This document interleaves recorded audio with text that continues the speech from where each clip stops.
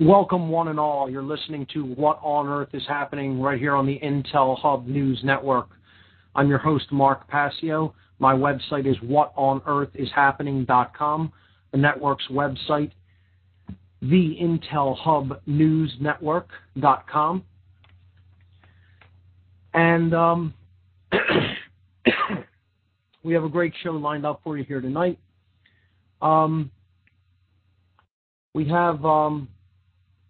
We're going to continue talking about symbolism on the show this evening.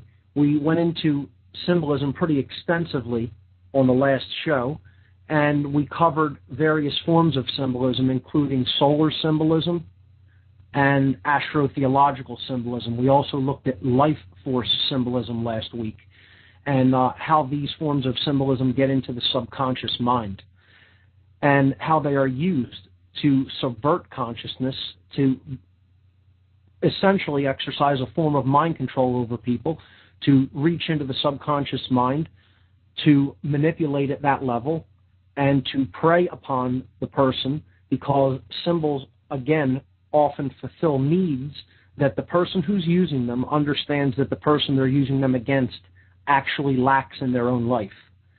So that's what we looked at last week, and we're going to continue to do that this week with a pretty ambitious array of symbols. I don't know if I'll get through them all, but we're going to take a look further into astrotheological symbolism.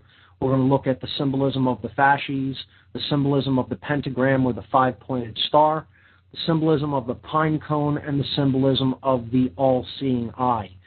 So we will break down a plethora of symbols here on the show tonight, and we'll be probably carrying this over into a second show with these symbols. Hopefully we can get through most of them, though. I want to give the call-in numbers for the show, and then I have a couple of event announcements for events coming up in the Philly area. And after we do that, then we could jump right into the topics. So the call-in numbers for this show, 724-444-7444. Once again, call-in number 724-444-7444, and the call ID number, which you will be prompted for when you call in that number, is 83515. You could also call the Blog Talk call-in line, which is 646-727-3387. Once again, if you're listening on Blog Talk, you can call into 646-727-3387. Event announcements in this area. We have two for tonight. And the first one, Truth, Freedom, Prosperity presents their monthly documentary and discussion evening. They had one last week, which was a rescheduling from a couple of weeks back. They didn't have one in January due to snow conditions here in the city. So last week it went very successfully. They showed Melt Up. It was a good turnout. A lot of great people came out, but most of all, the venue just was great. It was a nice upgrade from where they have been having them. They were doing them at the Ethical Society. Not that that's not a great building and serves the purpose, but the Media Bureau Studios is a very comfortable environment and kind of a more intimate environment for a movie setting. And the screen is bigger, and it's got a nice overhead projector, digital projector, and some comfortable seating. So it was definitely a success, and we're looking forward to more documentary nights at Media Bureau. So next Wednesday will be the February screening, February 23rd, Wednesday night at 7 p.m. The location is Media Bureau Studios. That's at 725 North 4th Street. That is the corner of 4th and Brown in the Northern Liberty section of Philadelphia. And next week on the 23rd, Wednesday night, 7 p.m., Truth, Freedom, Prosperity will be screening End of America, the documentary film featuring Naomi Wolf. And it's a great film. We encourage everybody to come out and check it out if you haven't already seen it. Encourage new people to come out. That's what it's all about. And For more information on this group and their activities, please visit truthfreedomprosperity.org. That's truthfreedomprosperity.org. Finally, the Free Your Mind Conference, less than 2 months away, a conference on consciousness, mind control, and the occult. Saturday, April 9th and Sunday, April 10th at Ruba Hall, 414 Green Street in the city of Philadelphia. The doors open at 9 a.m. and the speaker program begins at 10 a.m. Admission is $20 per day if you get your tickets in advance, $30 per day at the door. Free Your Mind is a unique 2-day conference scheduled for April 9th and 10th, 2011 in Philadelphia, PA, featuring multiple speakers and diverse educational materials for the purpose of raising public awareness of the critically important topics of mass mind control techniques, the covert and subversive influences upon our consciousness and behavior, trauma-based and ritualized abuse, and the practical mental and emotional healing methodologies available for those affected by these devices. The featured speakers, Aaron McCollum, Alfred Weber, Andrew Basiago, Bob Tuskin, Farah Yurdozu, Freeman Fly, Jan Irvin, John Nicholson, Joseph Mara, Larkin Rose, Laura Eisenhower, Mark Matika, Mark Passio, Michael Kelly, Paul Marco, and Suzanne Taylor. At the end of each day, we'll have a special event. At the end of Saturday, toward the end of the program, we'll be screening Suzanne Taylor's documentary, What on Earth? Inside the Crop Circle Mystery, a great documentary on the crop circle phenomenon. And at the end of Sunday, we will be having a round table panel discussion with whatever speakers are left at the end of the day on Sunday, whichever of them are still there and want to partake in the panel discussion will be welcome to do so. So, for more information on the Free Your Mind Conference, please visit www.freeyourmindconference.com. That's freeyourmindconference.com. Okay. Sorry for that, folks. A little bit dry. Let me get a drink of water here. Okay, that's better. So, we were talking about symbolism last week, and we're going to continue our discussion into symbolism over the next probably a few weeks, because it's going to take a while to even get through all the different multifaceted kinds of symbols that are employed as a language to basically subvert the subconscious mind. And we will be, I guess you could say, taking a divergence, but it's not really a divergence. In the middle of talking about symbolism, we will be looking deeply into the philosophy of Freemasonry. And this will be part of the ongoing series of breaking down different occult traditions on this show to help people to understand the philosophies that are contained therein and how the occult is a essentially complex way of seeing all of the different facets of oneself. That's what it really is all ultimately about. And it is not one thing. The occult is not one thing. Just like symbols are not one thing, nor is the occult one thing. People have this misperception that the occult is all about evil. That's the connotation that it is often perceived with when that word is heard. And that's a form of mind control in and of itself, because the word occult simply means hidden. And as we've belabored to try to explain to people on this show, the occult is simply hidden information about the human psyche. It is ancient human psychology, and it is encoded into symbols and allegories, often to conceal that information from those which the group that is concealing them doesn't want the information to fall into the hands of, or doesn't want other groups to understand that they are teaching. Okay? So, for example, the symbols of alchemy may be were in fact encoded into the forms that they were, because during times throughout history, you couldn't teach this in the open, because you would have been, in heresy of the Catholic Church, and you would have been done away with often in an extremely painful and torturous fashion. So the initiates of this tradition would have often encoded the symbols into drawings, allegorical drawings, and in effect, they would be telling the teachings of alchemy without actually speaking or writing it, because, as we've said last week, symbolism is a language, and we have to start with the basic building blocks, which is what I endeavored to do last week, and we're going to continue with that this week. And once you get the building blocks, those are like the letters, okay? And then you start forming words with those letters to get a little bit more complex with the symbols, okay? And then eventually we form sentences from words, and that's how we communicate thoughts. And that's what symbology is like. It's a language that you have to get the basic building blocks in order to build the vocabulary, in order to then build the syntax of the language.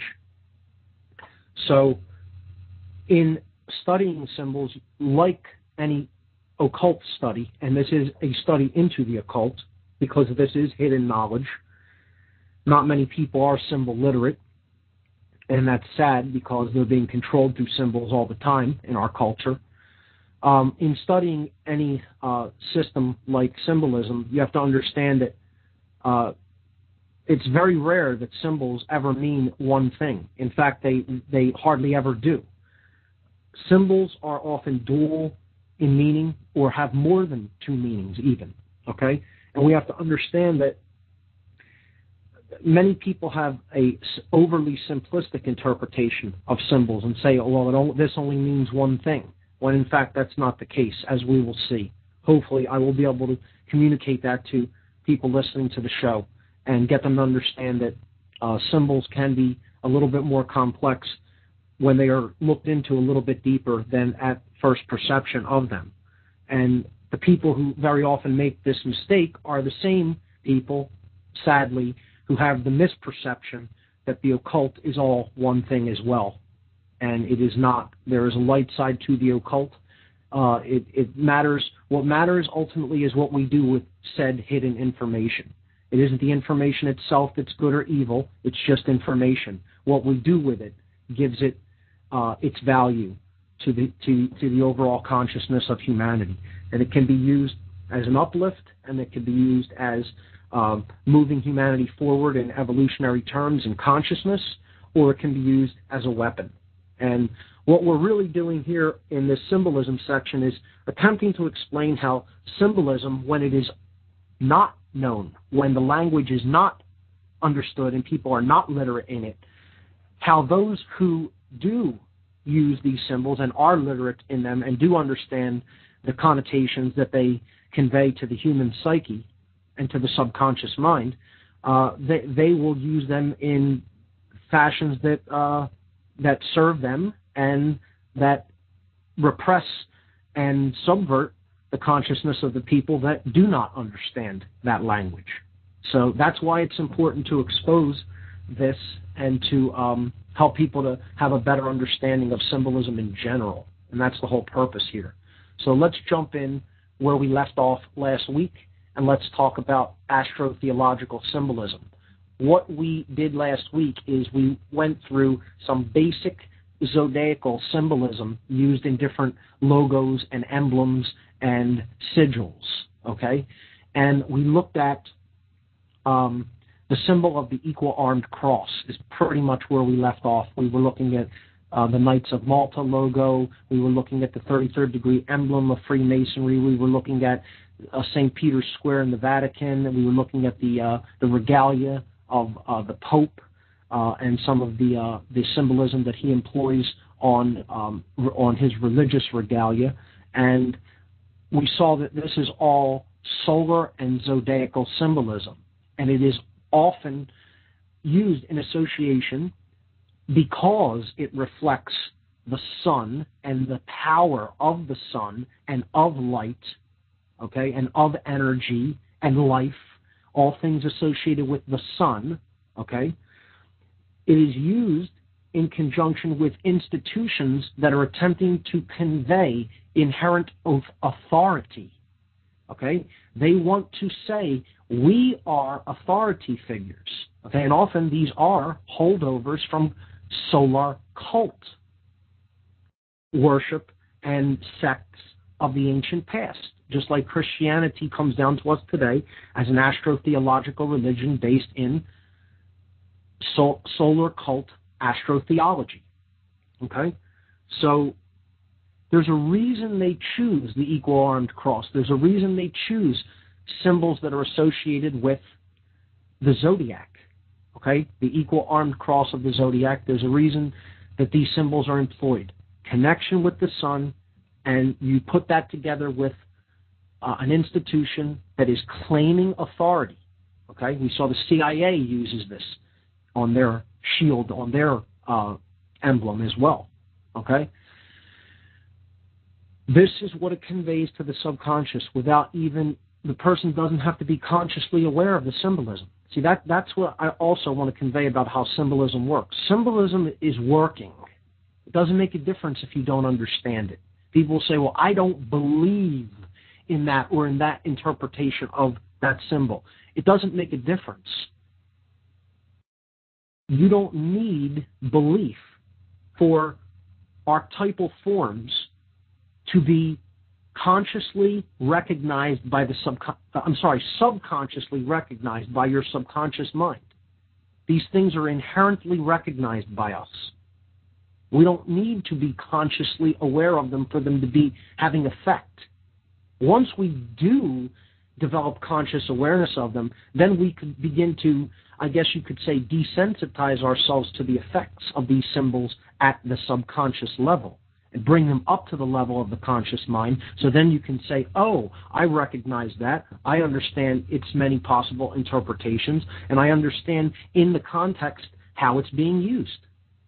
Therefore, I'm not as affected by that symbol in this connotation, in the context that it's being attempted to be used in against my subconscious mind. So that's why becoming symbol literate is so important. So let's look further into astrotheology in symbols, in corporate logos, etc. Okay? Now, we saw in astrotheology there are three basic cults: the solar cult, the lunar cult, and the cult of the stars and planets, or the stellar cult. So we're going to basically look at stellar cult symbology throughout the rest of this section on astrotheology symbology. Okay? So if we go up to the website, if you go up to my website, whatonearthishappening.com, okay, you will see listed on the radio listen page, if you're not already there, you will see listed on the radio listen page, that's the button on the left-hand side. You click that, it'll take you to the radio listen page. And you will see a long list of symbols, numbers that are links to different images that I'm going to talk about tonight and probably into next week. So you can see the astrotheology there is the first section.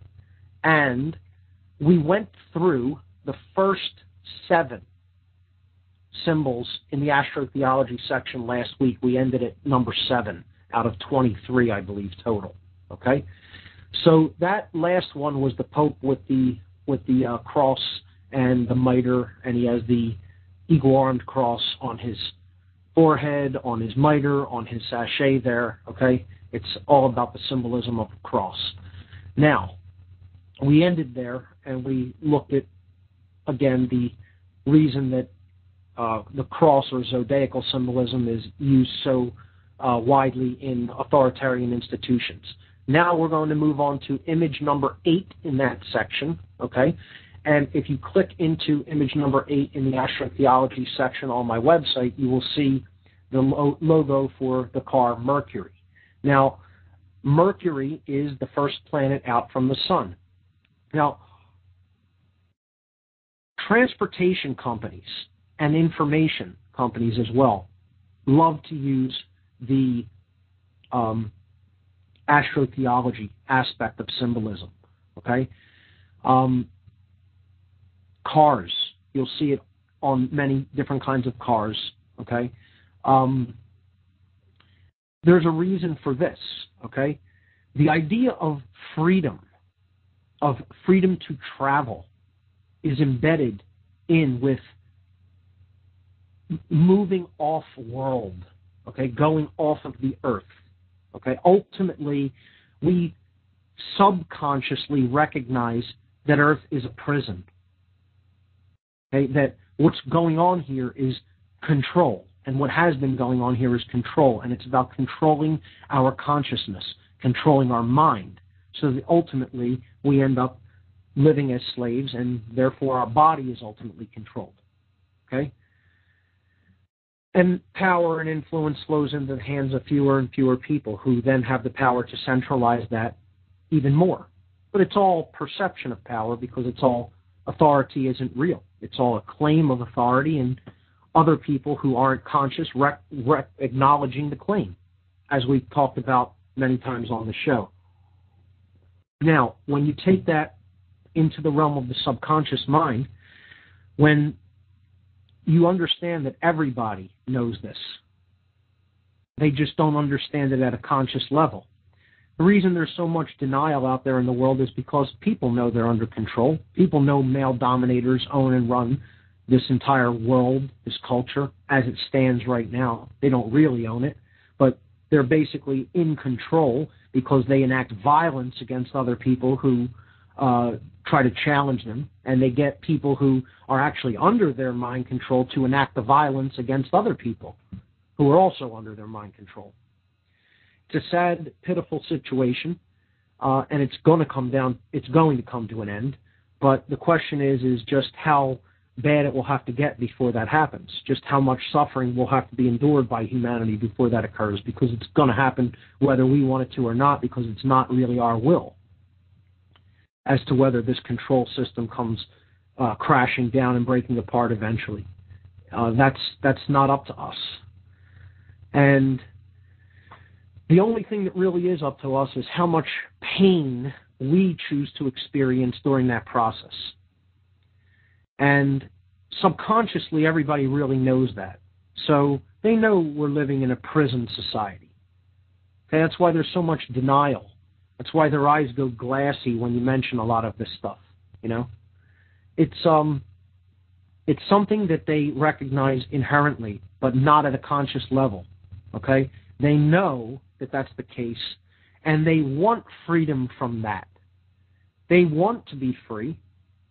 Their true self, their true nature wants to be free, but they're in such fear that they won't do the work necessary to bring that understanding up to the conscious level and face it, because of the horrors that are pretty much associated with that knowledge. When you understand how bad of a place this really is, and that essentially it's like a hell world, okay? So, not that many incredible, wonderful, good things don't happen here, and there are wonderful people in this world, but as a whole, it's not a great place to be as far as evolutionary possibility goes. We are limiting ourselves from our true potential. And people know this. So what a smart advertiser would want to do here, what a smart marketing genius, what somebody who wants to get into the subconscious and tap that desire. They know that desire is there. They know a desire for freedom is ultimately underneath. But they want to sell you a product. They can't sell you true freedom. True freedom can't be bought or sold. Okay? It's something that is lived. It is something that, is within, ultimately. And they know that they can't sell that to somebody. They need to sell you on the idea of freedom. So they're going to put symbols of outer space, of objects that are beyond the hell world that we're living in, beyond the earth realm, beyond the floor of the house, so to speak, as they call it in Freemasonry, okay? And they want to sell you on the idea that you're going to get in your car and you're going to, it is Mercury, okay? It is Saturn, okay? It is another planet. You're going off world. Now, of course, this isn't literal, okay? They don't literally believe that you're going to believe that or accept that. It's It's a symbol. It's resonating with an idea. It's making an association. That's what symbols do. And again, I said this last week, and I'll reiterate it this week. If you're going to take this entire thing and try to approach it from a purely left brain perspective, turn off the show now, close the browser window, and good night, because nothing will be understood as a result of that kind of thinking. You have to put your brain into a holistic understanding, a holistic modality, which is looking at things from a slightly different perspective and from a creative and an intuitive perspective, and that's right brain awareness. That has to be combined with looking at the forms and understanding at a conscious level what they're basically speaking to at the subconscious level. Okay? So, again, throw the left brain thinking on the back burner and look at this from a creative perspective. Okay? You have to understand they're equating. It's all about equating the symbol with an idea. Okay? This is called association. Okay? Symbolic association. This is done constantly in marketing, constantly in advertising. Okay? So numbers 8 and 9, these are astrotheology symbols. Mercury and Saturn, the names that they have chosen and the imagery that they have chosen is astrotheological in nature, and it is tapping that subconscious desire for freedom to get out of the situation that we're in. And again, that associates with actually getting off world into space, into the heavens, so to speak, okay, into heaven, which is a better place, all right? This is all symbolic thinking. We're not talking literally here, of course, all right? Now, we look at number 10 and 11, okay? Images 10 and 11 in the astrotheology section. We see that here more Saturnian symbolism is used. This is the Direct TV, again, the communications company, and Nike, okay? And that's also associated with the idea of travel or running, okay? So we see the ring of Saturn being used here, and just a part of it. So it looks like a swirl or a swoosh, okay? But really this is an archetype. This is Saturnian imagery. It's ring symbolism, okay? That's employed constantly. Again, well, I'm only showing a few examples here just to paint a picture in people's minds. You will see this repeatedly, over and over, like a theme that runs throughout symbolism. You can discover this in all kinds of logos, all kinds of symbols that we are surrounded and inundated with in our culture. Okay, we are moving on to image number 12. Now, this is another interesting one. And again, now remember, always a need being fulfilled here, but not the real need at a deep subconscious level. The need is being responded to and then handed a proxy. A proxy meaning it's not the real thing, it's something that is given in replacement of the real thing. Okay, so the Dodge truck logo. Okay? And now this is astrotheological symbolism, but it's much more. Okay? So let me explain. We're looking at image number 12 now on the astrotheology section. The Dodge truck logo, which is a huge ram's head. Now, this is the symbol for Aries. Okay? Aries the ram. All right? Now, that's astrotheology symbolism. Aries being the first sign of the zodiac. That the sun enters when it enters the spring season, at the spring equinox. However, if we really look closer at the Dodge Ram head on this shield, this red shield, incidentally, okay, we will see that really what it is it's the uterus. It's the exact same shape as the feminine uterus and the fallopian tubes that come off of the uterus. So this is the female reproductive system. So what they're doing is to the macho guys that want to go out and buy Dodge trucks, right? They're selling to that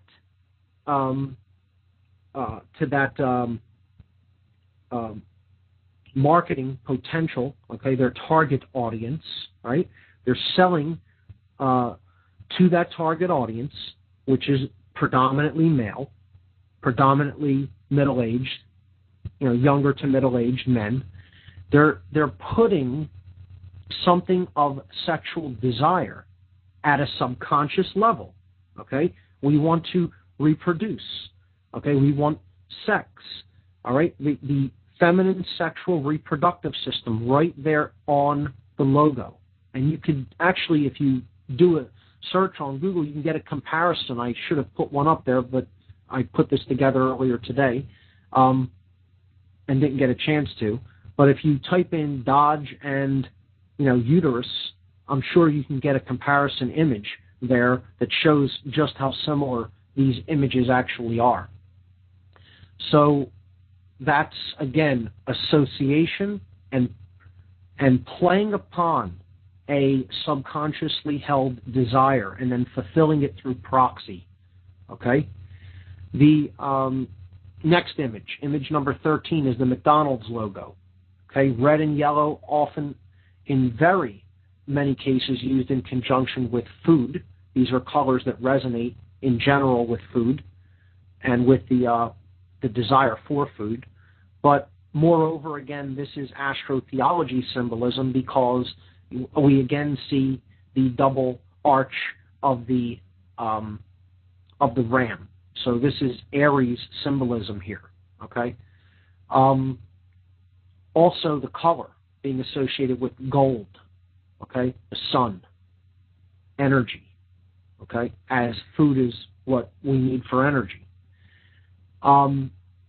That's a relatively simple one. Moving on to image number 14, the star ATM logo. Again, here's more stellar occult symbolism, and you see the Saturnian ring there again, and all the name of it is star, okay? So this is associated with money, monetary flow, again, associated with astrotheology. Image number 15, now we're combining a whole lot. This is almost like a sigil. Again, 15 is the Starbucks logo. Everybody knows this one, very popular coffee house. And we see many images, many symbols kind of teamed up on this one. Now, I'll be repeating this one in a few weeks when we look at goddess symbolism, because this is a depiction of the goddess. We see the crescent moon. Okay, so this is, again, there's some lunar symbolism in this one. As far as astrotheology, the goddess herself is the goddess of the night sky, the goddess of the moon. It represents Isis or Mary, okay? And again, it's like a mermaid as well, okay? If you looked at it like what you're seeing, looking at it from either side, is the mermaid's tail, okay? So this is associated with the goddess of the waters. Again, water being the sign of the sacred feminine. We looked at all of these associations when we looked at Kabbalah and Tarot and the goddess symbolism contained in the Tarot. Now, the name of the coffee company is Starbucks, okay? Starbucks, okay? Right in the name, there's astrotheology again, the cult of the stars. And we see 3 stars on the Starbucks logo. And one of them is actually in her crown, again representing illumination or enlightenment. None of these things you will get at Starbucks, but they're selling you on the idea, the goddess of truth. That's what the goddess represents, the sacred feminine. Care, all of these things subconsciously resonating. The crowned one, enlightenment, the queen of heaven, the crescent moon. Stars are often associated with sovereignty. That's why they're used on the American flag. We'll look at this a little bit later tonight when we talk about the 5-pointed star and why it's used extensively throughout these logos. Okay? So, that's basic astrotheology symbolism, leading up there to one that a lot of different symbols are teamed up on. Again, really effective marketers don't like to just go for the one symbol. They want to team up different mental associations and combine them in their logo or or their emblem, and all of those things will resonate together simultaneously. So the next section of the astrotheological symbolism that we're going to look at, as I said last week, is Piscean symbolism, or the symbol of Pisces. So these images are images number 16 through 23 in the astrotheology section, taking us to the end of that section. And the first image is just a representation of the symbol of Pisces with the two fish there symbolically depicted. That is what Pisces is. It's the house of the two fish. Okay, that's the symbol of Pisces. Two fish often going in different directions, as you see them there in image number 16. Okay, and what that represents is really the two interlocking circles of the main symbol that we're going to look at, known as the Vesica Pisces. Okay, now it's called the Vesica Pisces for a reason, because it is connected with the fish. It looks like a fish, a body of a fish, and it's associated with the house of Pisces. This is the age of the zodiac that we're in. We're in the age of Pisces. What that means is that when the sun rises in the eastern direction every morning, if we were to see the constellation that is directly behind the sun as the sun is rising, we would see Pisces. Sun essentially comes up in Pisces. Now, that is at the spring equinox, I should say. Okay, that is how the age that we are in is determined. At the spring equinox, you look eastward on the horizon, sun's rising, it's coming up inside of inside meaning it is visually in front of a zodiacal house. If we were to see the stars of the zodiac band behind the sun, we would be looking at Pisces if we looked behind the sun, okay, at that time. That's what we mean when we say in the house of Pisces. Now, image number 17 is a perfect example of Piscean symbolism. And again, this is connected with the sun, okay? Again, all of the things that are connected with the sun, you're going to actually going to go into the subconscious mind by looking at symbolism that is derived from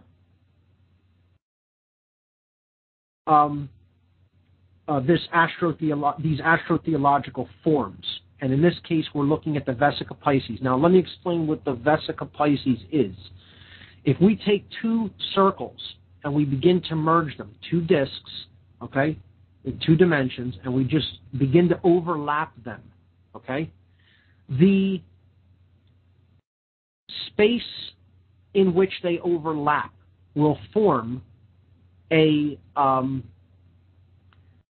tapered oval, or a double-ended teardrop shape, I guess you could say, a shape like a seed, okay? This seed in the middle of these two circles is known as the Vesica Pisces. Again, it looks like the body of a fish. If we looked at it from either direction, we could see that there's also a fin at the end if we put like an imaginary line between the tops of the circles, okay?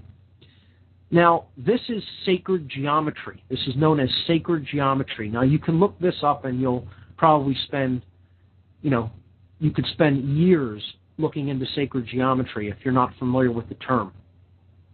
Sacred geometry is basically geometry that is based upon circles, which is the sacred shape. Ultimately, it's based upon circles and spirals. These are the shapes that really are completely derived from natural forms. The circle being the perfect shape, and then we have spirals, which are found in fractal patterns that underlie nature and all natural forms. So, to go back to the Vesica Pisces, it is based upon this sacred geometry. Essentially, the entire world is based upon sacred geometry, the Vesica Pisces being one of the primary forms of sacred geometry when we look at it, because it represents the seed. It represents the womb, because you start with one thing, and then as as it basically divides into two, you have, if we look at the MasterCard logo as an example of this, let's say the red circle on the left, that is, let's say that's the primary object, the one thing, okay? As it then divides into two, okay, we have duality, so now we have the orange circle there on the right. But the space in which they overlap forms this womb, and it is a womb shape if we look at it, okay? It is the female reproductive organ shape, okay? This is, it's a vaginal shape, okay? And this is played upon, as we will see, okay? We'll see that in the next logo that's coming up, the Chanel for Men perfume. But to stay on the Vesica Piscis for just a moment longer, that shape in the middle is the place of potentiality, of creation that exists between the two seemingly opposites or polar essences, the two circles, okay? And it represents the synthesis between those two. So that's essentially what the Vesica Piscis is ultimately about, and we will see how it is used in different symbols in corporate and religious symbolism in a moment. Let's move to, so there it is in number 17, the MasterCard logo, and the word master is used in conjunction with this, okay, because ultimately mastery comes from the combination of the left and right brain. That's what this also is an allusion to. It is these two poles coming together, okay, to form this synthesis again, and ultimately that's all about the awakening of the third eye. And we can obviously see it's an eye shape, okay? This is the shape of an eye, okay? Not the letter I, but an eye, a human eye, okay? This is the coming together of the left and right brains to open up the eye, okay? And we'll see how the eye figures into this tonight as well. It's about mastery. When that happens, it's mastery. So they're using this all in this logo. None of this is accidental. I can assure you of this. Okay? This is specifically chosen because of the connotations that it carries. I hear the music for the first break. I'm Mark Passio. You're listening to What on Earth is Happening on the Intel Hub News Network. We'll be right back after these messages, folks. Stay with us.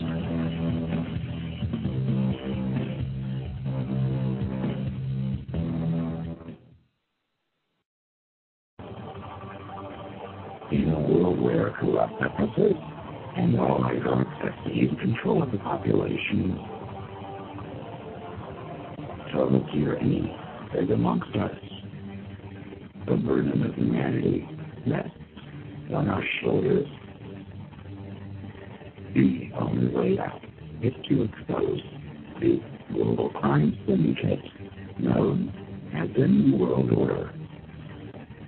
Together, we are all one.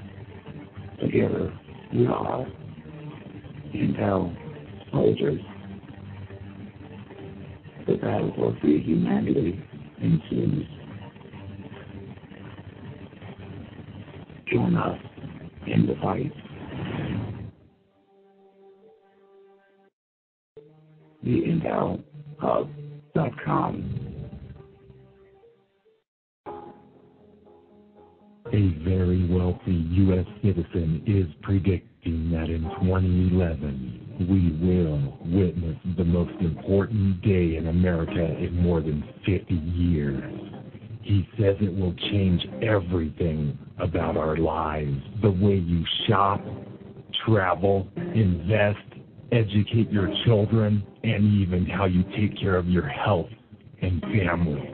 Now this man has made some outrageous predictions over the years, but the crazy part is he's usually right. You see, he predicted the collapse of GM, Fannie Mae, Freddie Mac, and America's biggest mall owner, General Growth Properties, a few years ago. In fact, Baronis called his work a dire prophecy.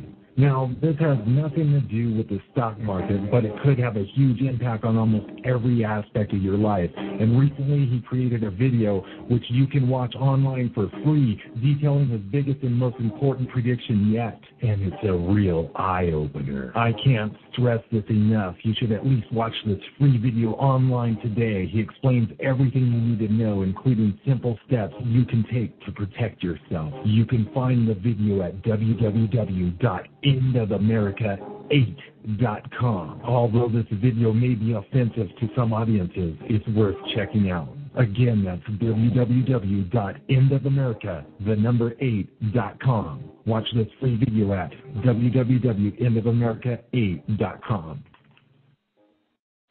You are listening to the Intel Hub News Network, crushing the New World Order piece by piece. Secure your future. Get your non-hybrid seed pack now. With the looming economic crisis, food shortages, and other toxic disasters, now is the time to be ready. Just click on the Heirloom Organics banner at the top of our Blog Talk Radio page today. Secure your future and the future of your family in hard times. Heirloom Organic Seeds.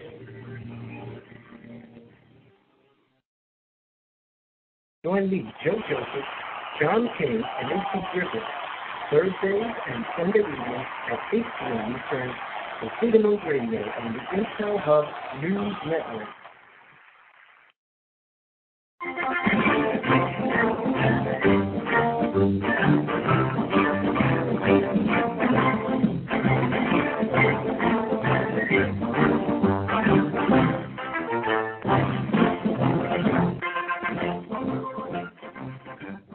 Okay, ladies and gentlemen, we're back on What on Earth is Happening. I'm your host, Mark Passio.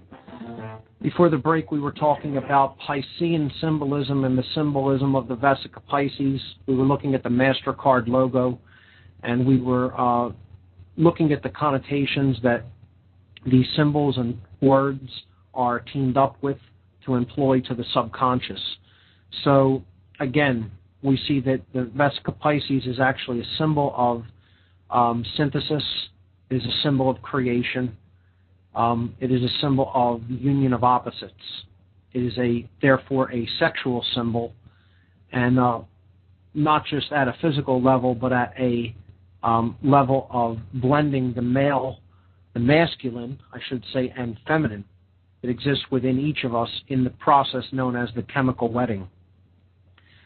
And that is what creates enlightenment. That is what truly opens the mind. That is what truly gives access through this gateway of sorts to higher levels of consciousness, which is also what the Vesica Pisces represents, a gate as well. It's all of these things. It's the pineal gland. It is the all-seeing. It is the eye. Okay, it relates with the all-seeing eye because that's what the pineal gland ultimately is.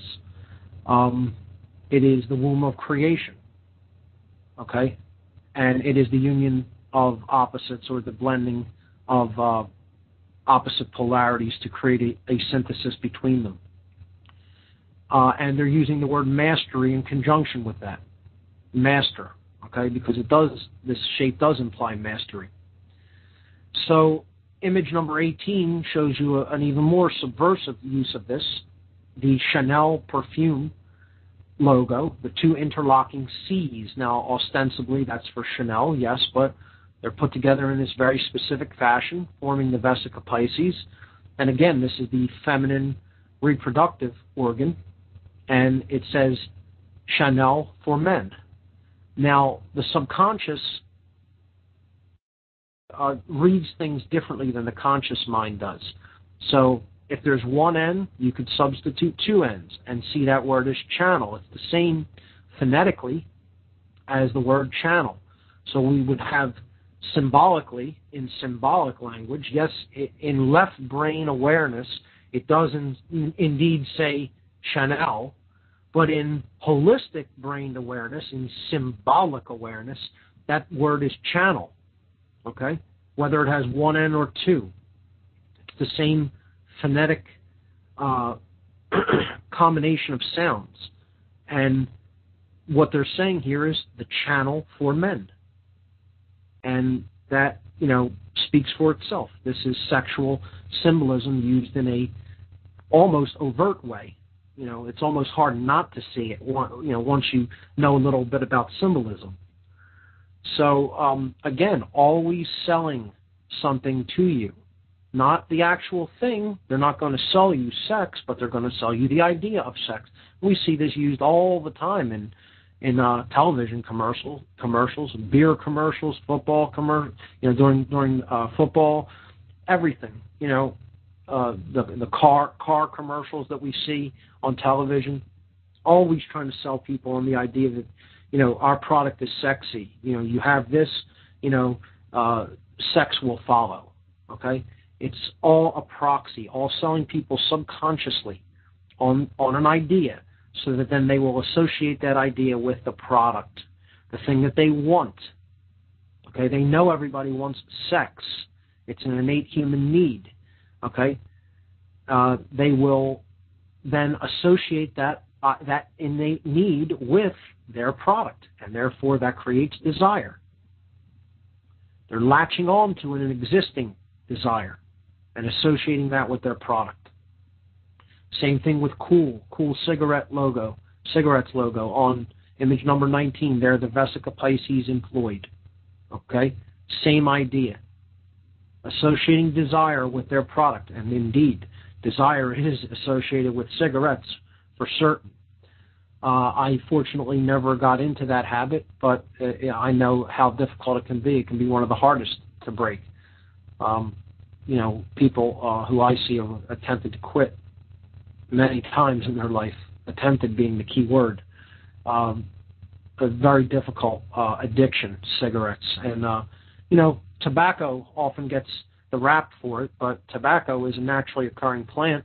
It's all the additives in tobacco that creates all the problems. We pretty much looked at that when we looked into the food section, and I believe I alluded to that. But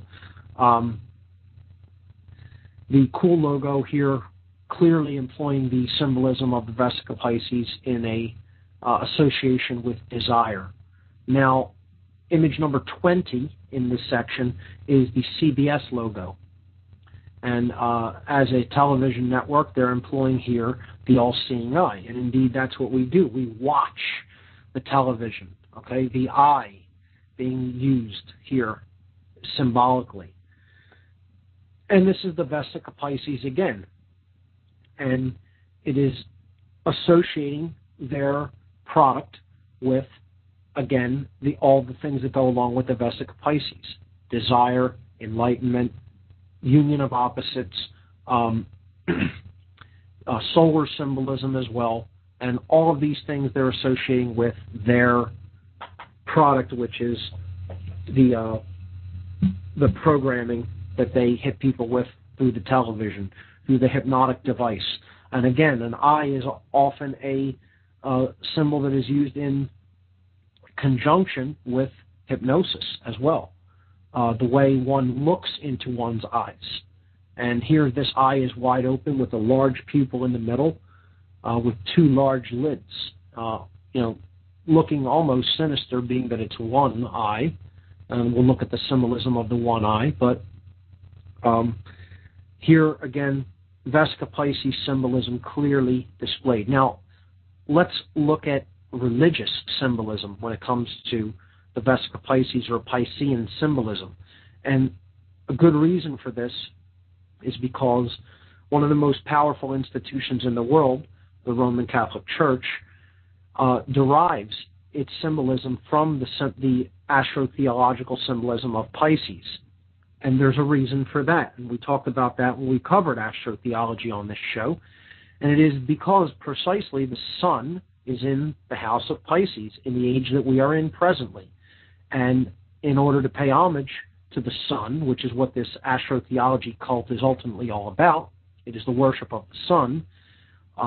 It is not the worship of the man that they call Jesus, and that is another proxy or symbol, and it all represents the sun being the savior of the world. And we went into this enormously and at length in the astrotheology section. If you didn't catch that, please go back into the podcast archives on my site. Go to the podcast tab, and all of the archives are there. You could go back to the shows on astrotheology and check that out.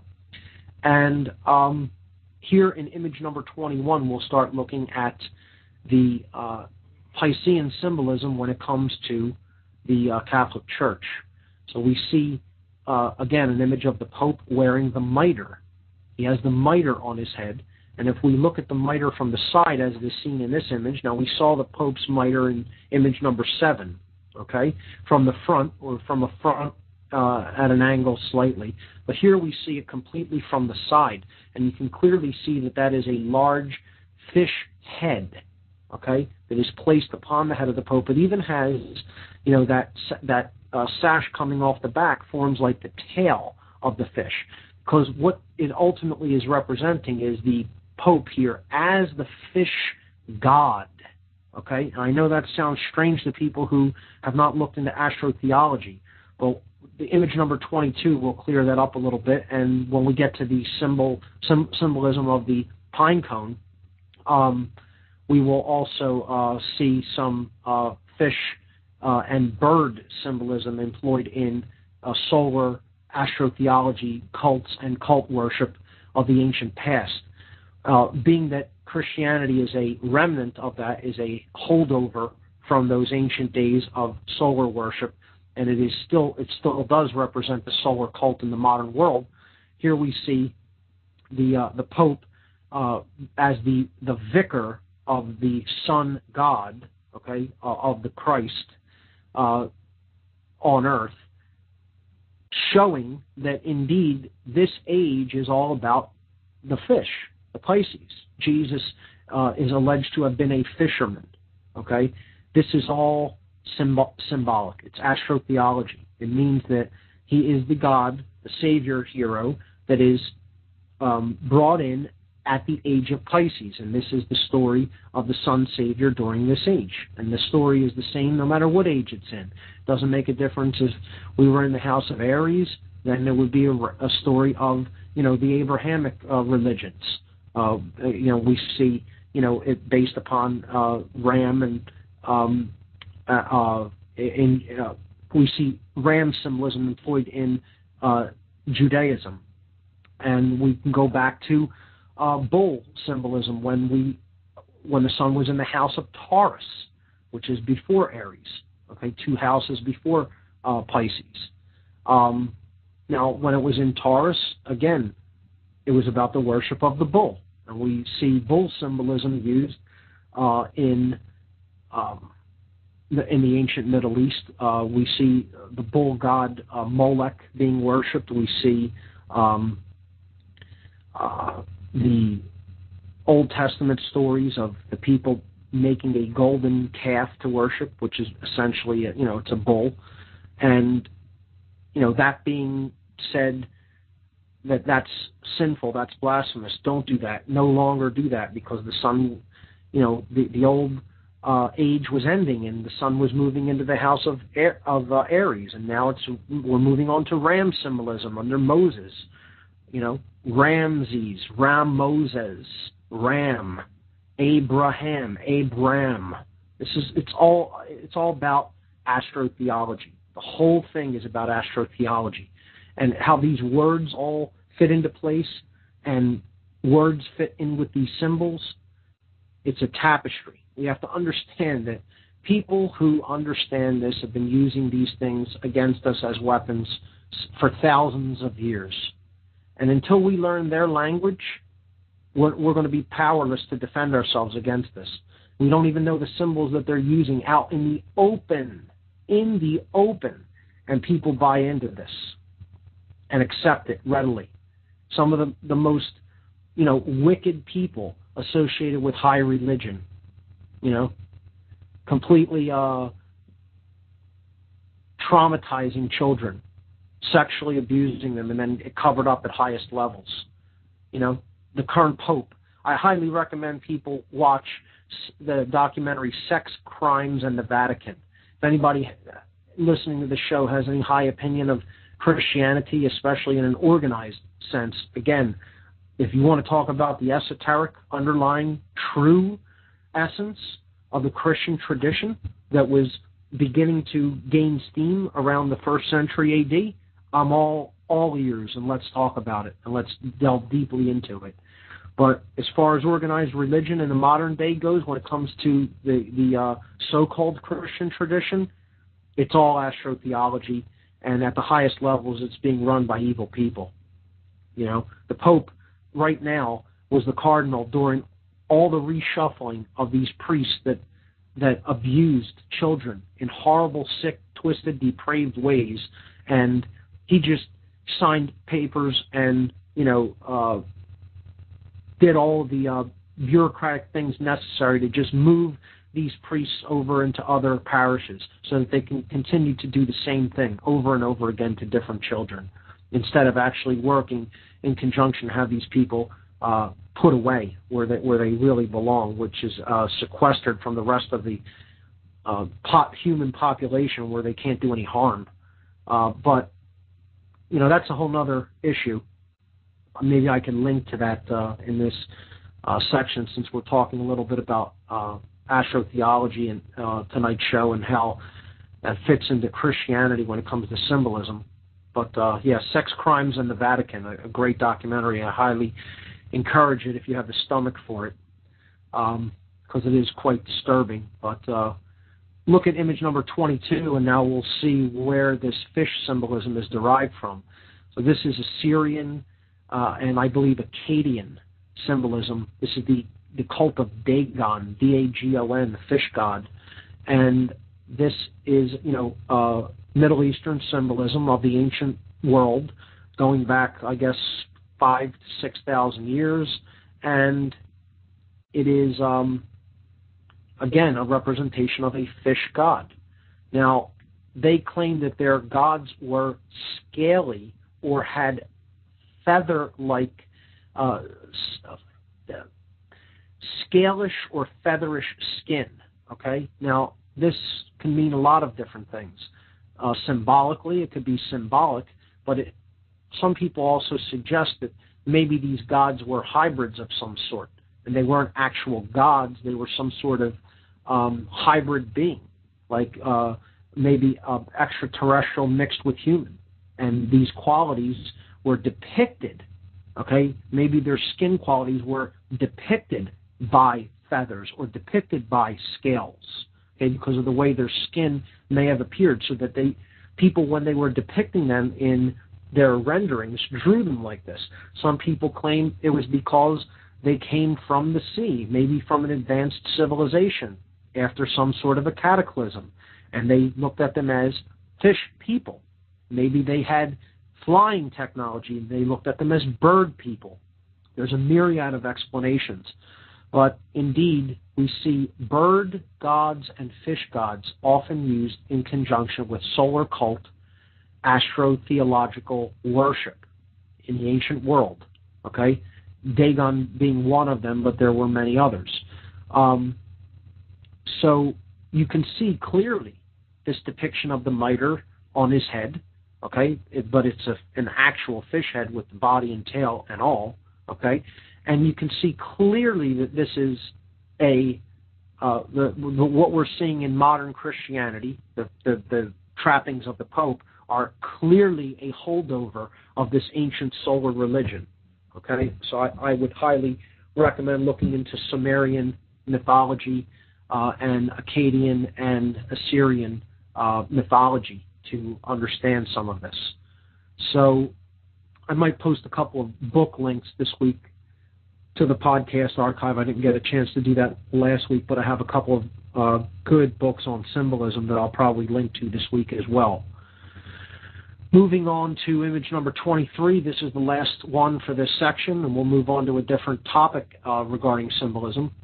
But just to wrap up in the astrotheology section, this is the popular symbol of Jesus as used in the modern world when it comes to symbology. This is how Jesus is symbolically depicted, as the fish. And it should be obvious by now, listening to the show, as to why. Because the Piscean symbol represents the age that we are in, as far as the sun is concerned, as far as the precession of equinoxes, the sun is in the house of Pisces at the current time that we live in, and therefore the sun savior mythos must be associated with fish or Piscean symbolism.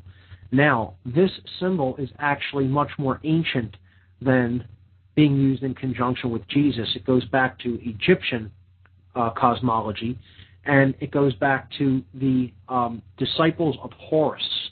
Horus being the sun god of the Egyptian mythos, the golden falcon. We talked about this in the astrotheology section many weeks ago. But Horus being the sun god of Egypt, and again, this looks very much like the eye of Horus in this configuration, put on its side. In the original followers, the religion of Horus, his followers were known as the Shemsu Hor. This means the disciples of Horus, okay?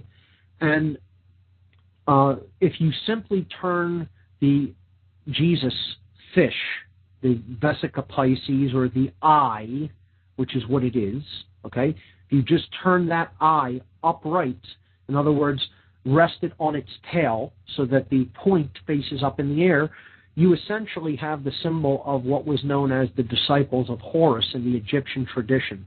It's one of the symbols of the Shemsu Hor. Now,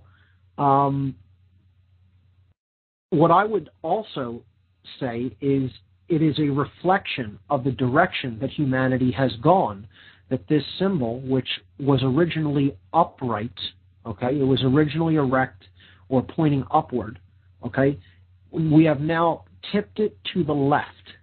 And that is very, very symbolic and telling, because humanity is largely in a state of left-brained imbalance.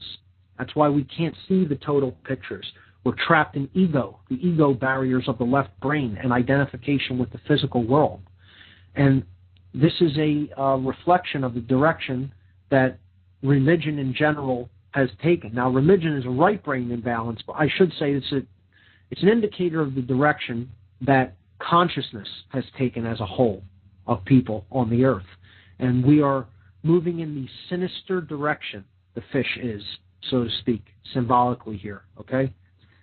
We need to make that be upright once again, okay, because that forms the gateway, that forms, the all-seeing eye up above the pyramid, if we look at it in a negative aspect, okay, a stargate opening up, the pineal gland, the gateway out of the ways that we are controlled, the gateways out of the limited ways that we are thinking in the modern world, because ultimately all of the control is predicated upon mind control. We need to open our minds. We need to free our minds from the types of limitation that we're trapped in, which is made possible only by being limited into the left brain way of seeing the world, instead of a holistic way which incorporates the sacred feminine and the creative capabilities of the right brain. So balance is what we're looking for, and I would say that that symbol would be better represented as being balanced by being upright rather than tilted to the left there. But I understand what they're going for here. It is also a symbol of an eye in that configuration, and again, it is completely tied in with the eye of Horus, because Horus is the same sun savior that Jesus represents. So that is astrotheological symbology, explained in a nutshell, but again, it is simply my interpretation, and it is very limited because we could sit here for days discussing all of these different forms of symbolism. Again, I want to give people a basic overview, and then they could do studies on their own further. So let's move on to another topic or another form of symbolism. Let's look at the fasces. Okay, so we can look at image number 1 in the fasces section. Now, what the fasces is, you will see it depicted there in image number 1, is a bundle of rods or staffs, okay, that are tied together, often lashed together with leather or some other form of material. And they are lashed around a central axe. The axe is sometimes depicted in the middle of them, or it is sometimes lashed directly to this larger bundle of rods or staffs. Now, what this is, and this derives out of the ancient Roman culture, the ancient Roman Empire, this is a symbol of centralized authority, centralization of power. And we'll see how this is used in the modern world, has been used in the modern world. It represents, the axe represents the central authority, okay? It represents the empire, so to speak. It represents the larger centralized government, okay? And the smaller staffs are representative of the satellite states or satellite nations that form the empire, that are ruled from the central authority of an emperor or a king or a pope or a leader, etc. So essentially the cutting blade of the axe keeps all of the other satellite nations, so to speak, in line. Okay, it represents the greatest power. And then all of the other things are subservient to it, so they are bound by it. They are bound to it. Okay? You can clearly see where this symbolism is going as far as concepts and ideas of authority. It's an authoritarian symbol, and it represents greater centralization of power, meaning once you have people recognizing your claims and acting on your behalf and doing what you are telling them to do, you then acquire more of this capability, and it becomes easier to centralize even faster and build up and build up and build up. And that's what we're seeing, a march toward globalization and a march toward ever increasing centralization of power, whereby fewer and fewer people make decisions that control other people's lives and try to tell them what they may or may not do, regardless of whether they are harming anyone or not. Of course, this is completely antithetical to natural law, to the concept of principles, to the concept of human rights, and to the concept of right versus wrong. Okay? And the perpetrators of this know this ultimately at the highest levels, because they're psychopathic madmen, completely imbalanced to the left brain, basically don't really have a soul like you and I do, and as we perceive the human soul. They don't have those qualities because they're psychopathic and really can't experience human emotion. And they use this symbol wherever authority is demanded or commanded, wherever they say, we are the authority, okay? And this is the symbol that's going to show you that we're the authority, that we're in charge, we're the boss, what we say goes. And again, this is all utter nonsense. It's utter crap. It's utter BS. All authority in this domain, in the three-dimensional space-time realm, anywhere you go within it, is illusionary, and it's a claim that exists. And I don't care who claims to the contrary, you're wrong. The end. The end, you're wrong. There is no authority in the three-dimensional space-time continuum that we call the physical universe in the flesh. Doesn't exist, isn't going to exist, never has existed. It's a claim. It's a claim that exists only within the minds of the people making the claim and those accepting the claim. And that's all it is. Because there is no authority here in this space-time dimension. There is no innate authority, no inherent authority. It's an illusion. It's all a claim to try to control other people. When somebody says the phrase, I have the authority, or this entity has the authority, you know what that's called? It's called mind control, ladies and gentlemen. And that's all it's called. And that's all it is. And if you actually believe that claim, you're under mind control. The end. You know, cry about it, pound your fists on the desk, bang your head against the wall all you like. Nothing will ever change the fact that that's the truth. That's all it is. Okay? No one has authority over anybody else in point of fact reality, meaning objective reality. And there is such a thing. Again, we get into the ideas of moral relativism and solipsism, and these ideas that my truth is different than your truth, and what you are saying about authority, may be true for some people and not for. No, it isn't. There is such a thing called right and wrong. It exists objectively. If you understand natural law by studying it and its ramifications, you will understand that which right is and that which wrong is. And I do clearly understand what those things are. And it's very simple. Right is any action you do have a right to take which doesn't harm another. Period. You're not creating physical harm. I was talking about this with a friend. We were we were talking about the natural law transgressions. The traditional things that are looked at as being wrong or going against natural law. And this is just an aside to symbolism for a moment. But, people have boiled them down to 4: murder, rape, trespass, and theft. Now, that's quite a simplification, but I said we could go down and simplify it even further. And really, it's all ultimately one thing. There is one ultimate wrong that you can do, that you can take. If you really think about it and boil it down, okay? And many very aware and conscious spiritual teachers have actually made this observation, okay? People who, if they do make this observation, listen to them because they know what they're talking about, okay?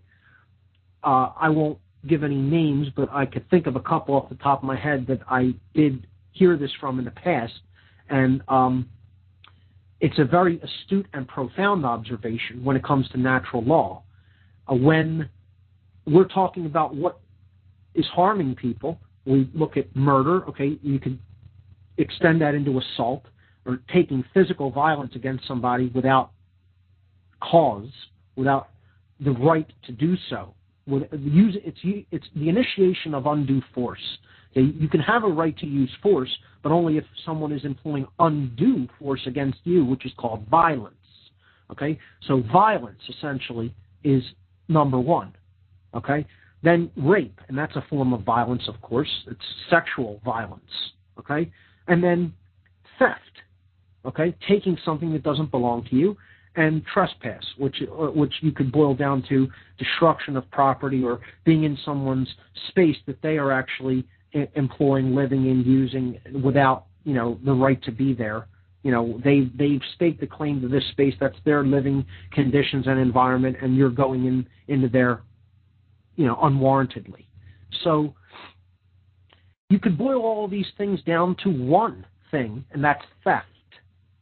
And that may sound strange to some people, but if you think about it, if you're killing someone, you're taking their life, and you didn't have the right to do it, if it's murder, okay? If you're beating them, or taking physical violence in some form against them, and you didn't have a right to do it, you're taking their health or their physical well-being.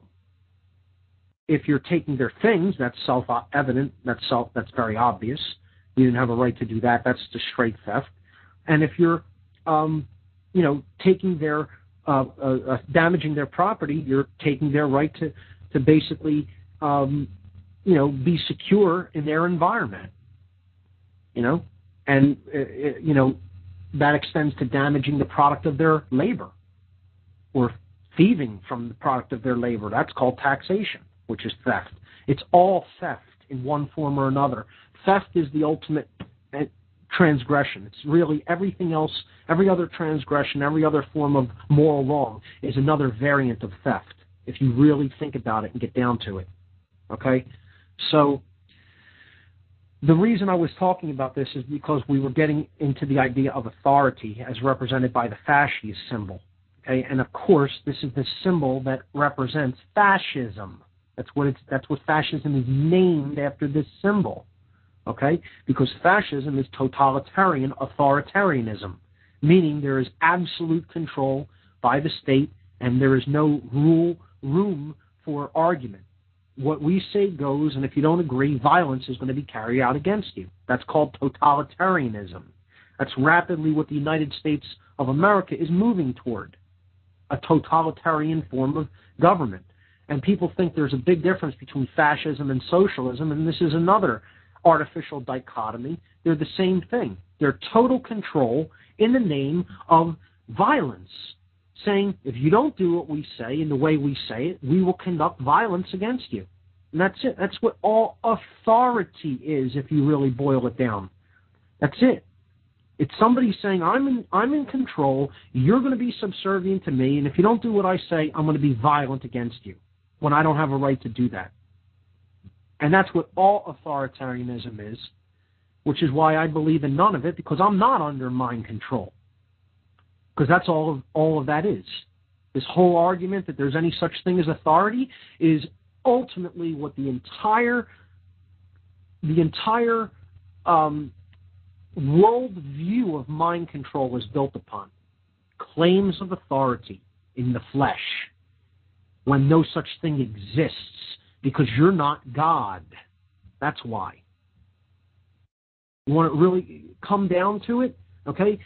The institution of governments is an idea that even is predicated upon the idea that man is God. Okay? Because if that authority doesn't exist in any individual, how can multiple individuals combine non-existent authority to institute governments? It's all mind control. It's all trying to get people to accept the idea of authority which does not exist. You believe in illusion, you get an illusionary world that creates suffering. The end. That's it. You want to take anything away from this show? That's it. You want to continue to believe in illusion, things that don't exist, and continue to act upon them, you're going to continue to get more suffering. I don't know how much simpler I can put that, but there it is. So this is the fasces symbol and what it represents in the eyes of control freaks. Control freaks. You know, people who hate themselves so much that what they really want to do is just make other people's lives miserable by conducting violence against them in some form. That's it. That's all it is.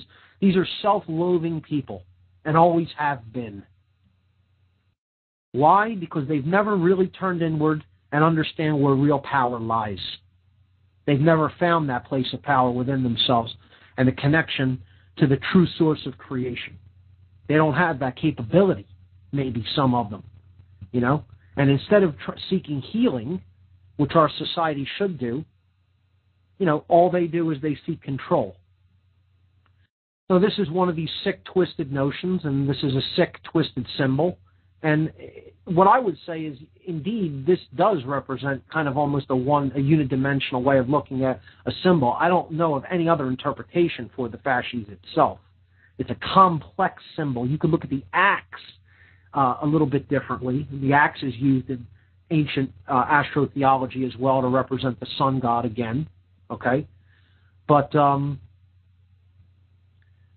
fasces itself is a multi-tiered symbol. It's combining multiple smaller symbols into a larger one. So there's a pretty clear understanding of its representation symbolically. In image number 2 here in this section, we see the fasces used on the Italian flag during Mussolini's reign.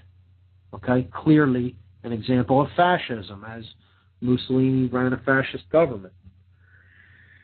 On image number 3, here's more fascism. Oh, we call the Nazis fascist. Well, they're National Socialists, right? It was a National Socialist German Workers' Party, the Nazi Party. Well, here's the symbol of fascism right on their postage stamp from 1938, I believe. Okay? So, with Hitler on it. The fasces there depicted on the left. Now, where else will we see the fasces? Well, in some pretty surprising places, connected with government and monetary institutions. We look at the House chamber in image number 4. And this is where the House meets the House of Representatives, and you have two fasces on both sides of the main seat where the Speaker of the House sits, in image number 4 there. All right? Two fasces. I thought this was supposed to be a republic. Well, if it's supposed to be a republic, we clearly have fascist symbolism in the main house of the Republic of the United States. There's some mixed symbols there, I would say. Mixed messages. Maybe so if you think this is actually a republic. But if you know what this government really is, that symbolism is totally appropriate. I would say if you know what any government is, you understand that that symbol is very appropriate. All right? So moving on, we see a close-up for those who may not see that clearly enough there in the smaller image. There's a larger image, it's in black and white, that clearly shows the image of the fasces in between two pillars there next to the American flag and 5 pointed stars overhead, 2 ionic pillars, and there's a symbol of the mace there, which is also a solar cult symbol. Image number 6, the United States Senate seal, okay, with the U.S. flag shield design, a liberty cap, the olive branch, and what's that we have there below? 2 fasces crossed over each other in an X configuration. Okay? The United States Senate, supposedly a body of a democratic republic, yet there's 2 symbols of centralized Roman authoritarianism, also known as fascism, on the Senate arms there. You do the math. The next image, image number 7. This is an image of the inside of the Lincoln Memorial. Lincoln seated on the throne. Okay, and that's what this is supposed to represent, a throne chair. He's supposed to be a king, because indeed, this is a empire that we're living in. If we're honest with ourselves, we live in an empire with an emperor. The emperor is a plutocracy ruled by the extremely, extremely rich. But ultimately, the real plutocracy that's really ruling the show behind the scenes, the real oligarchy, I should say, that's really ruling the show behind the scenes, is a class of occultists that understand how all of this symbolism works.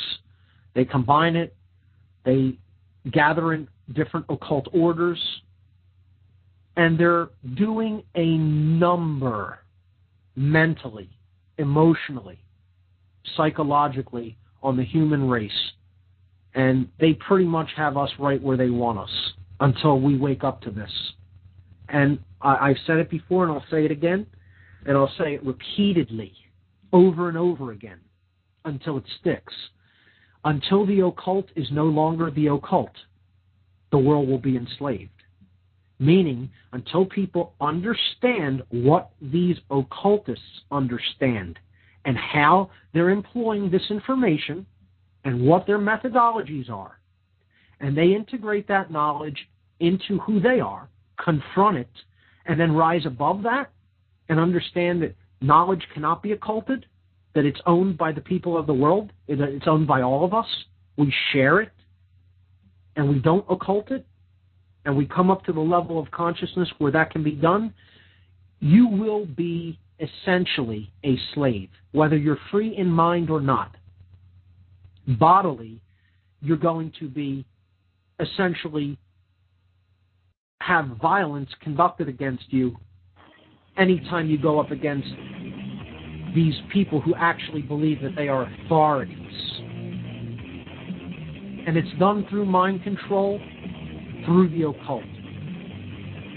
We'll be right back after these messages, folks. We've got a half an hour left. Be right back. You are a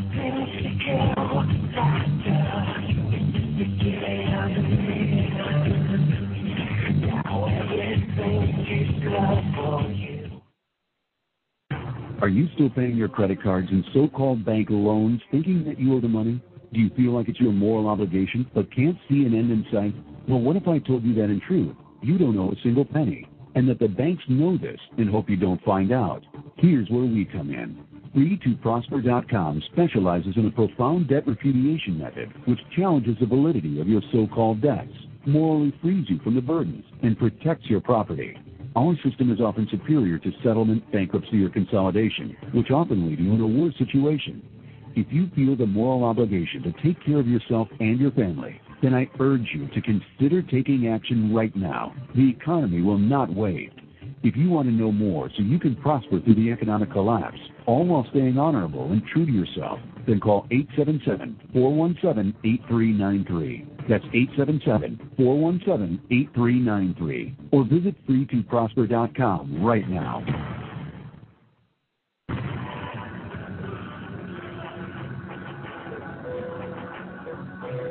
Hey, it's me, Shepard, the host of the Intel Hub. Check out my live show every Sunday at 4 p.m. Central Standard Time. You can check it out from my website, theintelhubradio.com. Join me, Joe Joseph, John King, and A.C. Griffith, Thursdays and Sunday evenings at 8 p.m. Eastern for Freedom Link Radio on the Intel Hub News Network.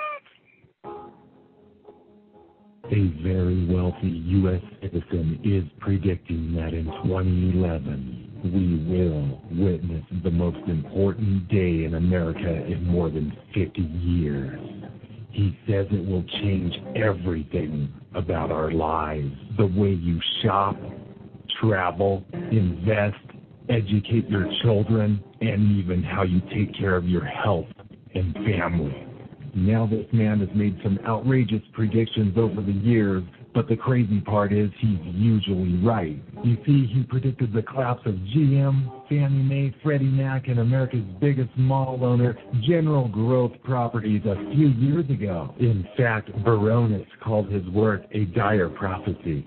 Now, this has nothing to do with the stock market, but it could have a huge impact on almost every aspect of your life. And recently, he created a video which you can watch online for free, detailing his biggest and most important prediction yet. And it's a real eye-opener. I can't stress this enough. You should at least watch this free video online today. He explains everything you need to know, including simple steps you can take to protect yourself. You can find the video at www.endofamerica8.com. Although this video may be offensive to some audiences, it's worth checking out. Again, that's www.endofamerica8.com. Watch this free video at www.endofamerica8.com.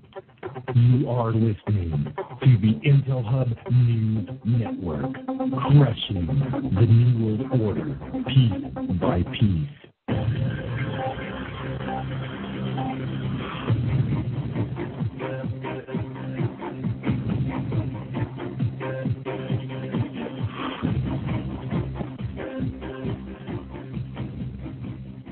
That's right, you're listening to the Intel Hub News Network, where we're crushing the dark New World Order piece by piece, and we're going to build the light one.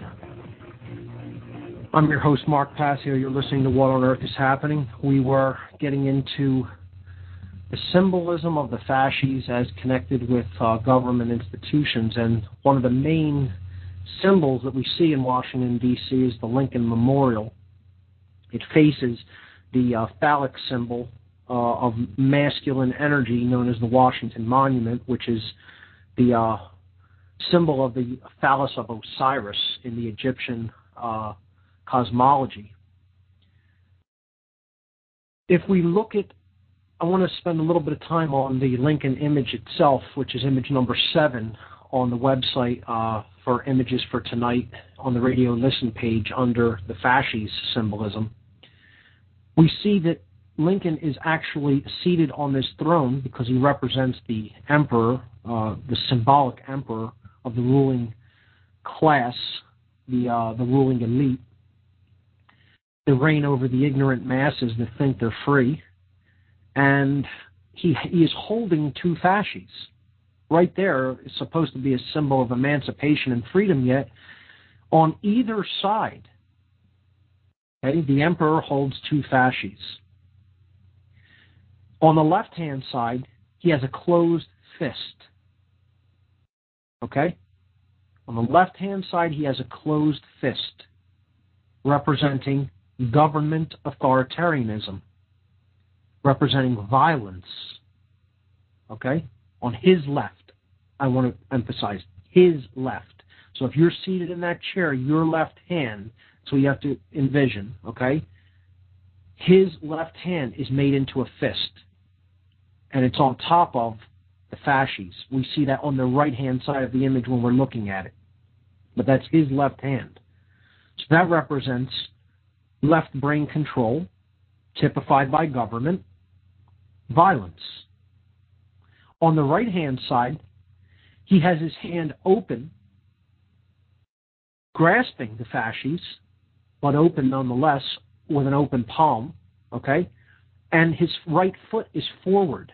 This represents handing somebody control in the name of righteousness or in the name of doing the right thing or putting the right foot forward.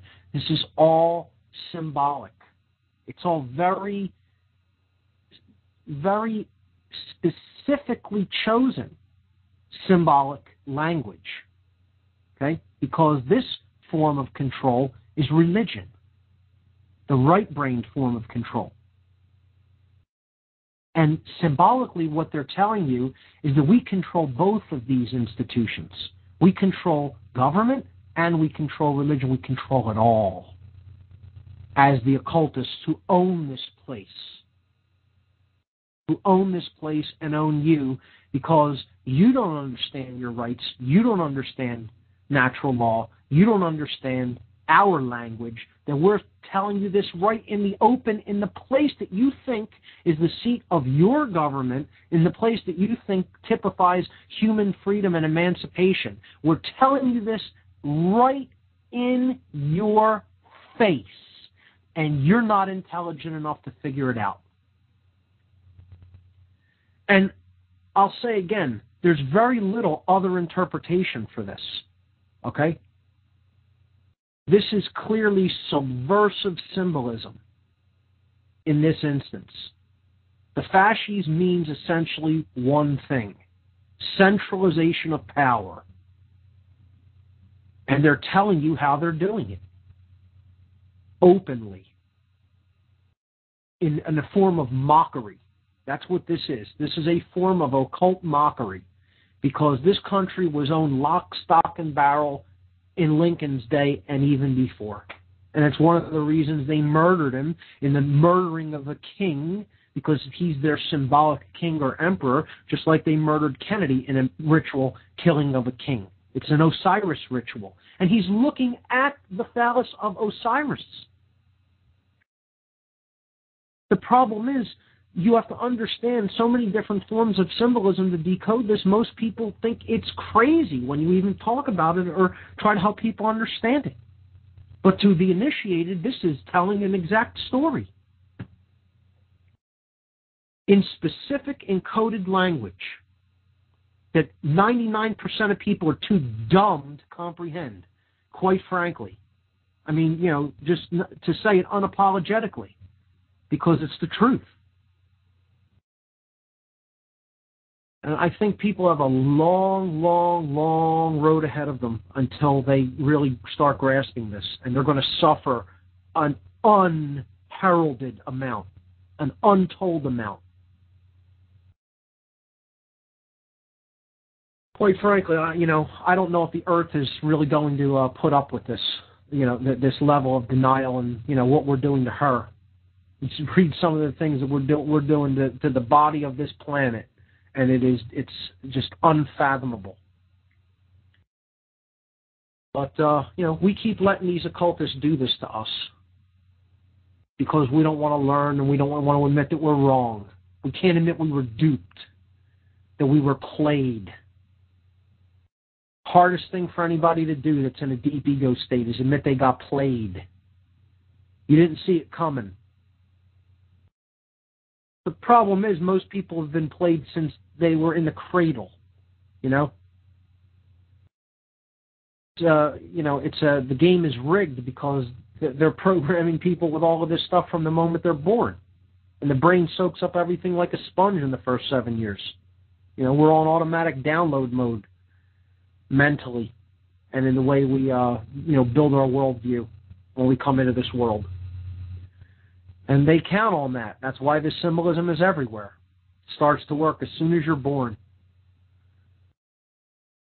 The next image number 8. I'll try to wrap up the fascism section, and then maybe we'll stop there and move on to other symbolism next week. But we have the Administrative Office of the United States Courts, their seal. We see a feather pen, a scroll, and what's this? Behind it, a gigantic, wonderful rendering of a fasces there in our court building. Symbol of fascism in the United States courts. Interesting. But this represents total justice, the court system, doesn't it? Fair, balanced, justice, truth coming to light. Isn't that what our court system represents? They're telling you out in the open. Out in the open.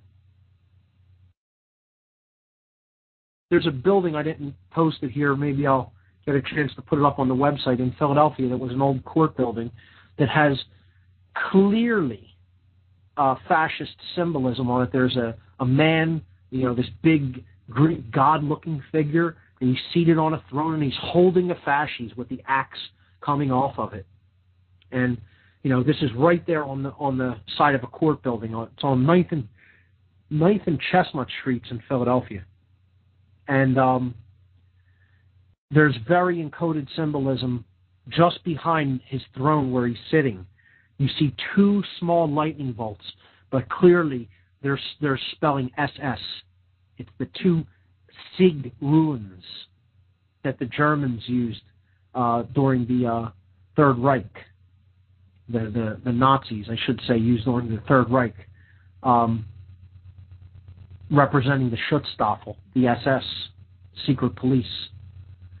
And it's right there in a court building in the United States, out in the open, in the middle of a major city, in the middle of the city where the Declaration of Independence was written and signed. Right out in the open, hidden in plain sight. Image number 9 is the logo or the seal of the Knights of Columbus. This is a Christian affiliate organization connected with, it's an affiliate of Freemasonry, and it is an affiliate of the Catholic Church. The Templar cross here is represented, the equal armed cross again.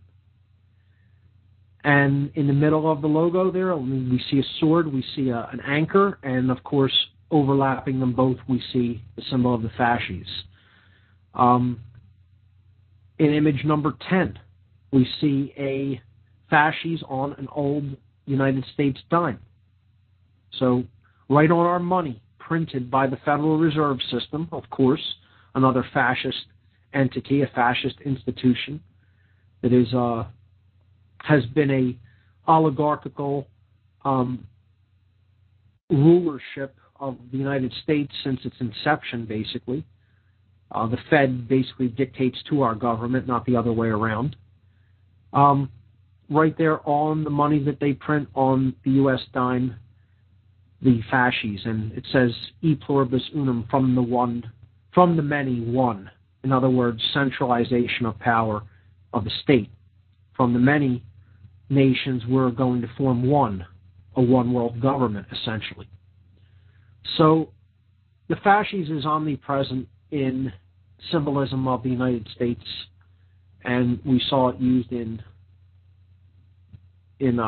Nazi Germany as well there in that section. So I think I'll continue. We still have a little bit of time. Let's get into the symbolism of the pentagram. And this is an interesting one, and this is one that many people will go into and break down, but I hope to give a little bit more comprehensive of an idea of what the five-pointed star symbolism represents from different angles. So the first thing I want to do is approach it from a truly occult philosophical perspective and help people to understand what the five-pointed star in general as a symbol of occultism is used to represent. And we'll look at a deeper example of that a little bit later on after I give a couple of basic examples of where it is used. So looking at image number 1 in the pentagram section, we can see the upright five-pointed star, and we see it here depicted in different colors. Okay, each triangle section shown as a different color, and on the points of it we're showing different alchemical symbol associations. So if we start at the bottom left there in green, and we see an inverted equilateral triangle with a line about 2/3 down from the top, cutting it into 1/3 and 2/3 sections. In green there, that is the alchemical symbol of earth. Okay, so we see the 4 colored elements symbolically depicted, earth being green.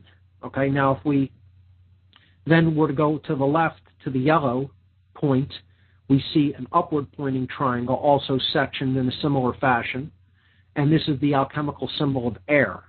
Okay, so earth again is our resources, the innate talents we may come in with that are somewhat developed, the circumstances we are surrounded by, resources and talents. Okay, that's essentially what you have to remember when it comes to earth, what it represents as far as what is within us and around us. Now, the air symbolism, the yellow here, and the alchemical symbol of air represents our intellect. So this is actual intelligence, okay? And again, it's largely that left brain form of intelligence that, the capacity that we have to actually learn things and retain things and, understand things. So that is air. Then to the right side of that, we see in blue the alchemical symbol for water, which is simply the inverted triangle or the chalice. This represents our emotional capacity. Okay, so what we feel and how we act upon those feelings then is our actions, which is symbolized in red there at the bottom right by the alchemical symbol for fire, an upward pointing triangle, and this represents will, the plane of will, and actions, what we do in the world. Now, all of these 4 qualities or elements within the individual ultimately should be governed by higher level consciousness, an understanding of natural law, morality, rights, etc. And this is the spirit, the governing spirit, okay, in which we do all of these things, in which we think, feel, act, and operate in the world through our circumstances and resources and affiliations, etc. Okay? Therefore, that symbol up at the top there in white, above the white arm of the pentagram, the five-pointed star, represents spirit or ether. Okay, this is the 5th element, and ultimately it is, the higher will or love energy. Okay, higher consciousness. It is spirit itself, potentiality, and it is the source of creation. It's in a starburst pattern. Again, there the 8-pointed star, okay, representing the 2 crosses, the cross of St. George and St. Andrew. We've gone over this in the astrotheology section, and in the symbolism section we talked about the cross. But there it is. So that's like a solar symbol, a starburst pattern, or a rays coming out of a central source. So that's what this represents, source, spirit itself, okay? And it is put in the highest position because this is what the true governing factor is. Not the authority of man, the physical world, okay? But the authority of spirit that exists within and all around us, okay? It's not in the flesh.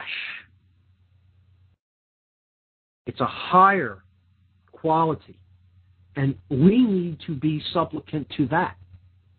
That is the authority of this realm, not anyone in the flesh. Mark? Excuse me, Mark. Hey. How are you? Bob? Yes, Bob. How you doing? How you doing tonight? Good. Sorry to interrupt. You've been going over a lot of the symbols, and some of the people wanted to be caught up and maybe just tuning in as to where the images are that you're going over. And if you go to whatonearthishappening.com and you click on his radio link to the radio show on that page, you'll find all the links there, right? Yes, on the radio listen page, right underneath the player, you will see something that says images for tonight's show for February 15th, 2011. And there you'll see 5 sections of symbols. We are going through the third one, which is the symbolism of the pentagram. I'm going to wrap up on this tonight talking about the pentagram. We'll get into more pentagram symbolism next week. But you'll be able to click on all of these images, and they will also be included with the podcast for this show.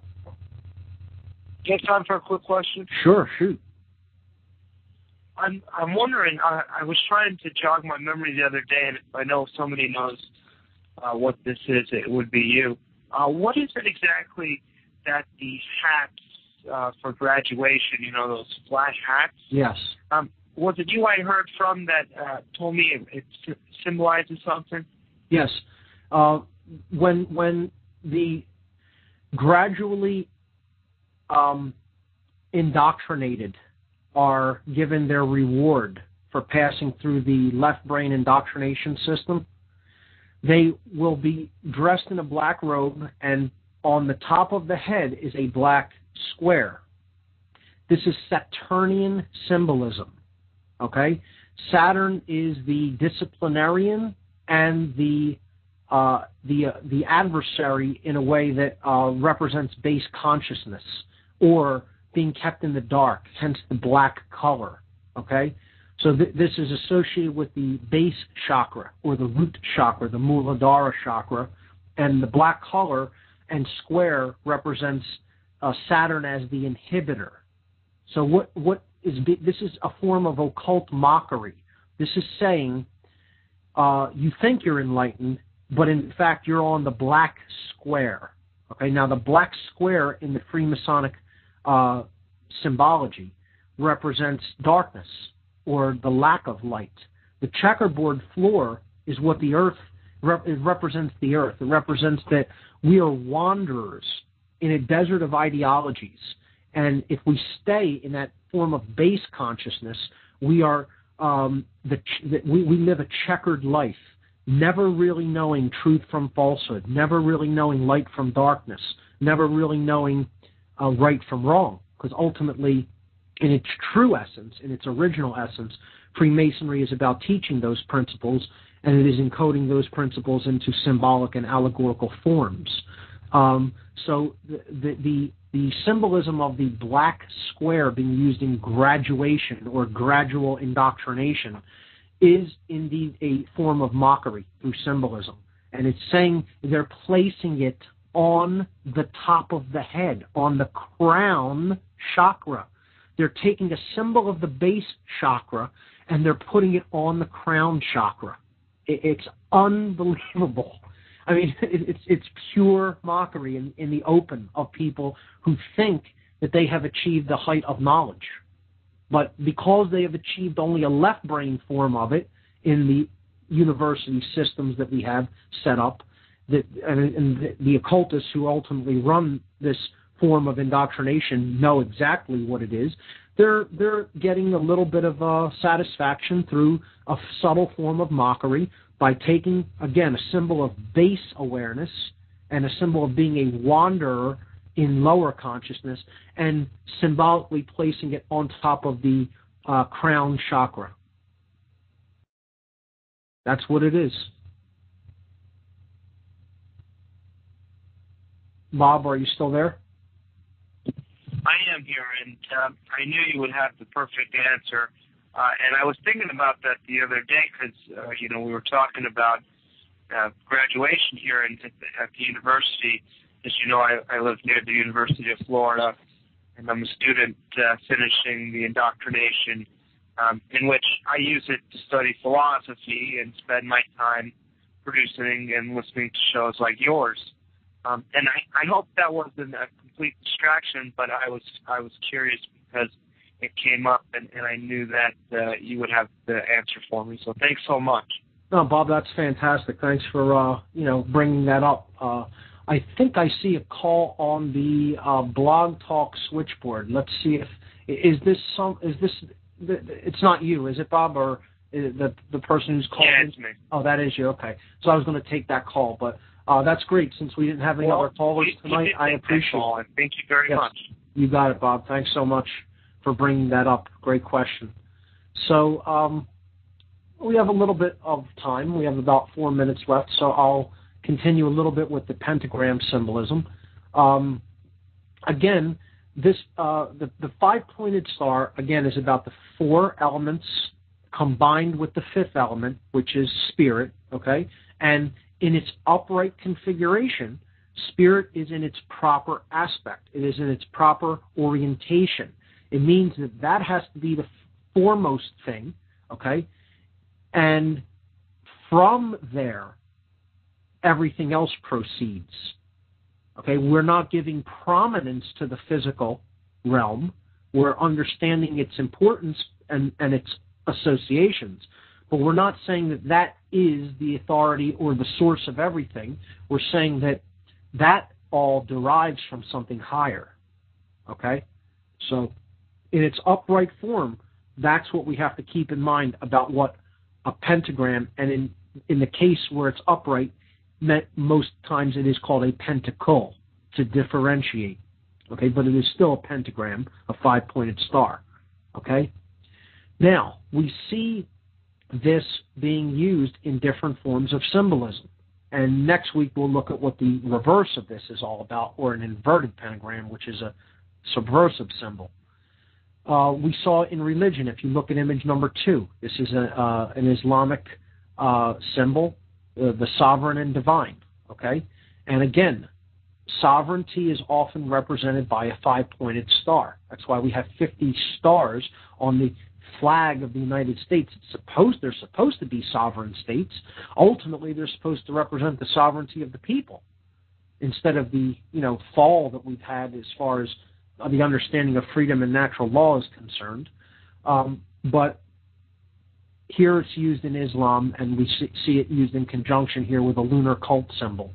In image number 3, we see star ATM again. We talked about that as astrotheological symbolism, and there again, star connected with money. We looked at the Starbucks logo. This is a repeat, but we looked at that earlier in the show, and there we can see the upright star is used again. And I talked about that related with sovereignty, and ultimately it's because we only really understand our sovereignty when we put that when we put the spirit in its proper upright orientation above the elements of the physical domain.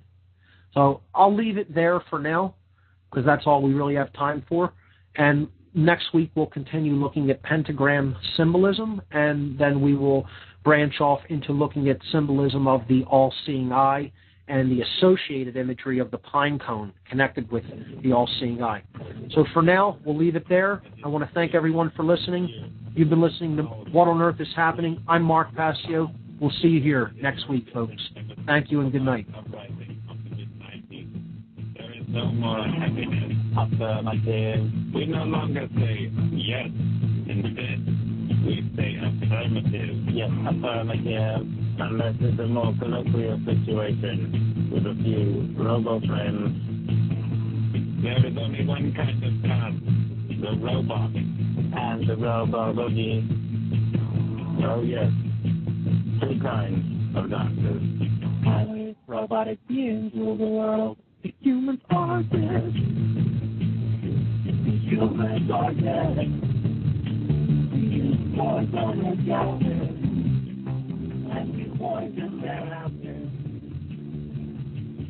darkness.